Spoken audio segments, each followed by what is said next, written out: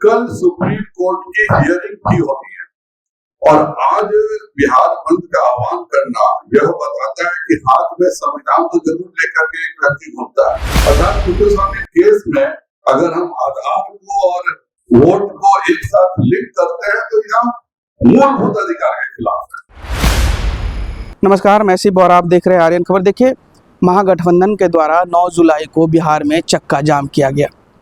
महागठबंधन के तमाम जो घटक दल है उनके शीर्ष नेतृत्व इस चक्का जाम में शामिल हुए, जहां आपको बता दें कि राहुल गांधी, तेजस्वी यादव, मुकेश सहनी और दीपांकर भट्टाचार्य जैसे शीर्ष नेतृत्व देखने को मिली।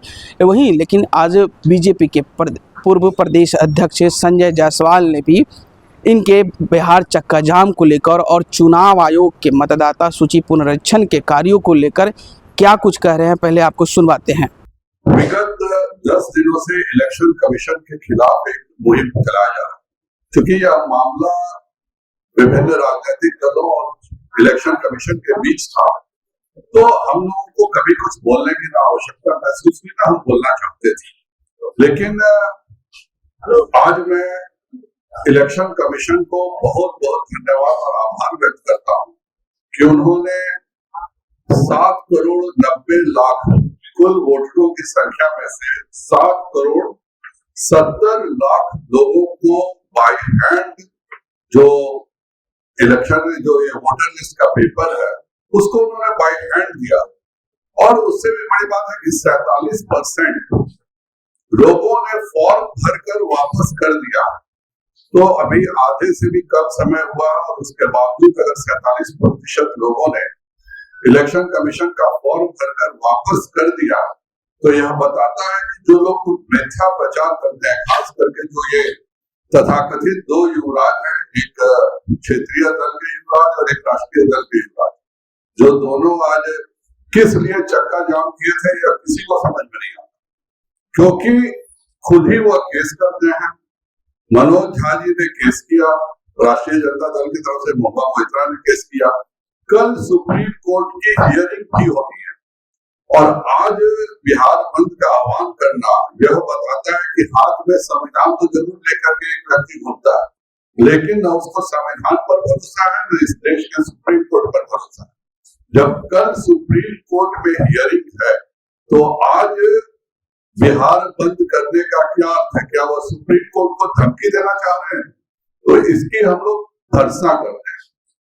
दूसरा, हम लोगों ने माननीय तेजस्वी जी का एक बहुत ही मार्मिक वीडियो देखा कि कैसे उनकी पत्नी जो आधार कार्ड से सदस्य बनी है और उसको फिर से करना पड़ेगा, क्या करेंगे हम लोग कुछ समझ में नहीं आता। ये वीडियो सब जगह सार्वजनिक है। तो मैं उनसे कहूंगा कि ये ठीक है कि इस देश में बिहार का 80% युवा मैट्रिक पास है, वह मैट्रिक पास नहीं है तो उनको लग रहा होगा कि हम फॉर्म कैसे भरेंगे। तो उनको मैं बता दूं कि उनके माता पिता 2003 के वोटर लिस्ट में है, उनके साथ नाम को साथ रखने से तेजस्वी जी का भी नाम इंक्लूड हो जाएगा और वह जो मैरिज सर्टिफिकेट देंगे और अपने पत्नी के माता पिता का सर्टिफिकेट दे देंगे तो उनका भी नाम इंक्लूड हो जाएगा। इसके लिए मैट्रिक पास नहीं है तो उनको कोई डरने और घबराने की जरूरत नहीं। जहां तक ये पूरा महागठबंधन इलेक्शन कमीशन में गया था और इलेक्शन कमीशन में जाके इनका एक ही डिमांड था कि आधार कार्ड को क्यों हटाया गया, आधार कार्ड रहना चाहिए।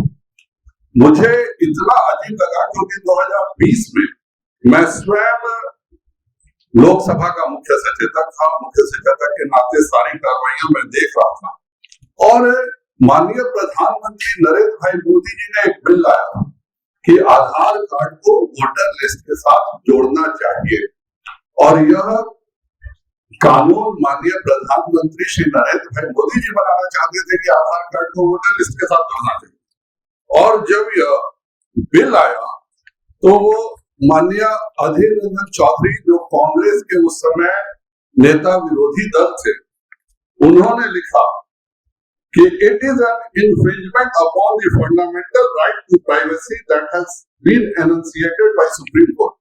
अर्थात कि सुप्रीम कोर्ट ने जो हमें मूलभूत अधिकार दिए हैं, अगर आधार वोटर लिस्ट से जुड़ता है तो यह इसके अवहेलना होगी। इसके बाद कांग्रेस के एक और नेता थे मनीष तिवारी, उन्होंने लोकसभा में भाषण दिया कि it is an act which is for the targeted delivery of financial and other subsidy benefits and services.